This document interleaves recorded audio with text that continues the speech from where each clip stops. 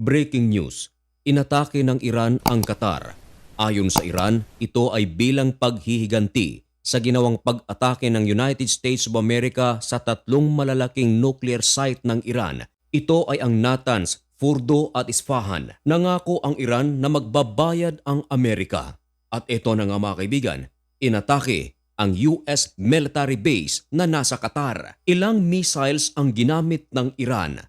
Ano ang nangyari sa naturang pag-atake? Meron bang mga nasawi? Meron bang mga nasugatan? Yan ang ating pag-uusapan sa videong ito. Pero bago ang lahat ay huwag kalimutang mag-subscribe. Samahan na rin ng like at i-click na rin ang notification bell. Napakalaking tulong yan para sa akin.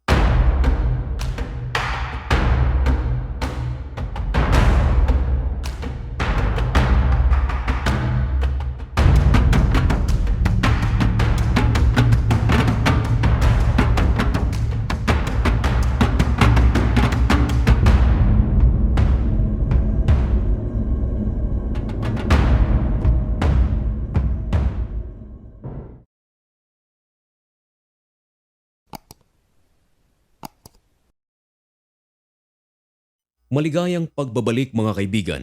Kumusta kayong lahat? Ngayon ay June 24, 2025 at nagbabaga at napakabagong balita ang ating ihahatid sa inyo. Ito ay tungkol sa pinakabagong ginawang pag-atake ng Iran sa Qatar. Unahin muna nating kumustahin ang ating mga OFWs na nasa Qatar. Kumusta kayo riyan? Sana ay nasa mabuti kayong kalagayan. Ngayon, nagulantang ang buong mundo sapagat sumabog ang isang napakatinding balita. Ang Iran, inatake pala ang Qatar. Ayon sa ulat ng The Times of Israel na merong pamagat na Iran fires missiles at American base in Qatar in retaliation of US strikes, none hurt. Sa report na ito, matapos magsagawa ng missile strike ang Iran sa Qatar gamit mga kaibigan ang ballistic missile, agad na nagsalita ang pamunuan ng Iran at inamin ang naturang atake. At ayon sa Iran, ginawa nila ito bilang paghihiganti sa United States of America. Sapagkat sa nakalipas na 48 hours, ang United States of America gumawa ng napakalaking pag-atake mismo sa loob ng Iran. Gumamit ito ng 125 fighter jets. At winasak ang tatlong malalaking nuclear site ng bansa. Ito ay ang Isfahan, Natanz at ang Fordo. At meron ding kumalat mga kaibigan na maliban sa military base ng Amerika na nasa Qatar, meron ding military base na nasa Syria ang inatake ng Iran. Ayon sa ulat ng The Times of Israel pa rin mga kaibigan, ang numbers of missiles na pinakawalan ng Iran papuntang Qatar ay 14. Ayon sa ulat, lahat ng ito ay napabagsak ng air defense system ng Amerika at ng Qatar. Ayon sa ulat, walang missiles ng Iran ang bumagsak sa lupain ng Qatar. At ang pinakaimportante pa raw sa lahat, wala raw napaulat na nasaktan o sugatan. Ang Qatar mga kaibigan ay bansa na kung saan dito nagtatago noon ang maraming officials ng Hamas na suportado ng Iran. At ang Qatar ay isa sa mga bansa na laging nagme-mediate para magkaroon ng ceasefire ang Israel at Hamas. At ngayon, napasailalim ito ng pag-atake ng Iran. May kumalat na balita mga kaibigan na di umano, ayon sa ulat, bago magpakawala ng mga missiles ang Iran sa Qatar, ay nag-notify muna ito upang makapaghanda ang bansa.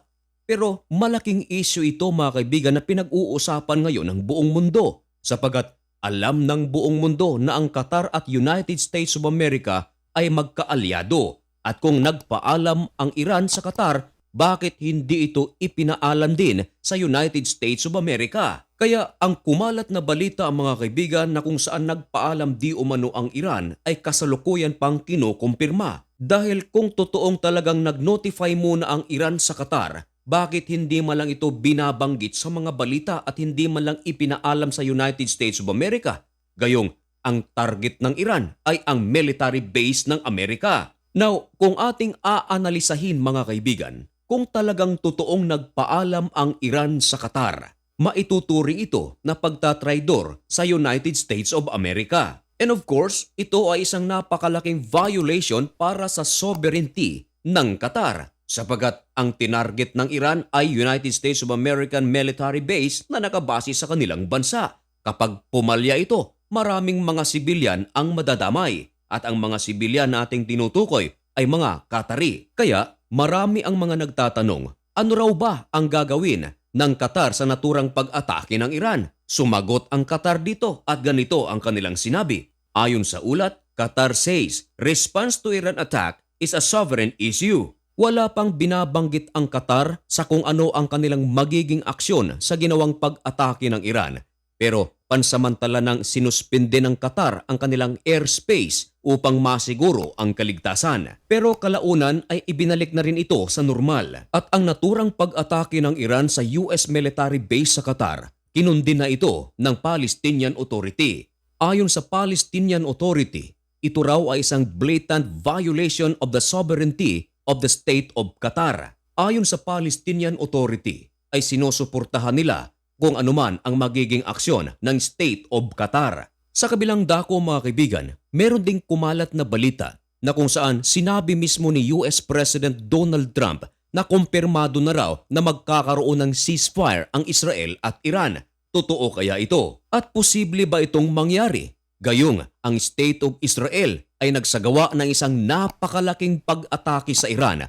Ayon sa Israel, buhat nang magsimula ang kanilang digmaan, eto na ang pinakamalala. 6 na mga military airports ng Iran ang winasak ng IDF, mga underground bunkers, maging ang mga 15 na mga jets ng Iran ay winasak, helicopters at iba pa. At sa kumalat na balita kung magkakaroon na ba ng ceasefire ang Iran at Israel, ito ang sinabi ng Iran. Sa ulat ng CNBC, ayan, tulungan nyo kung basahin baka mali ako. Ayon dito, Iran refutes Trump's claims of ceasefire deal with Israel but signals readiness to end hostilities. Nako, ang ibig sabihin nito mga kaibigan ay magpapatuloy pa ang gulo sa pagitan ng Israel at ng Iran.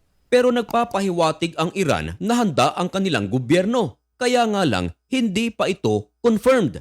At ang mga salitang ito ay matagal nang sinasabi ng Iran at ganun din ang sinasabi ng United States of America at ng Israel. Pero sana nga mga kaibigan na magkasundo na ang Israel at Iran para mahinto na ang gyera sa Middle East. Kaya ang iginigiit ni US President Donald Trump, panahon na para mahinto na ito. Dahil kung ang pag-uusapan ay ang pagsira ng nuclear weapon project ng Iran, naniniwala si US President Donald Trump na napakalaki na ng na-damage, bunsod ng mga pag-atake ng Israel at ng puwersa ng Amerika. At para malinaw mga kaibigan, mismong ang Foreign Minister ng Iran na si Abbas Araki ang nagsabi, ayon sa kanya, no agreement or any ceasefire or cessation of military operation. Nako, ano ang inyong masasabi tungkol sa mga pahayag ng Iran?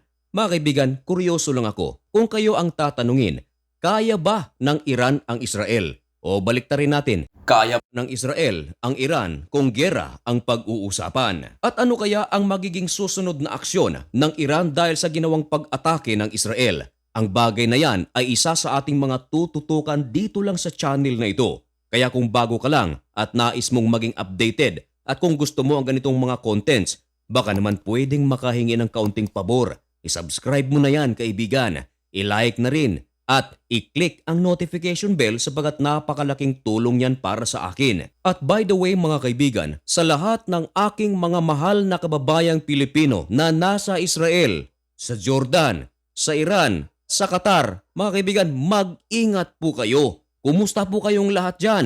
Hanggang dito lamang muna ang video ito. May God bless you and thank you so much for watching. Goodbye.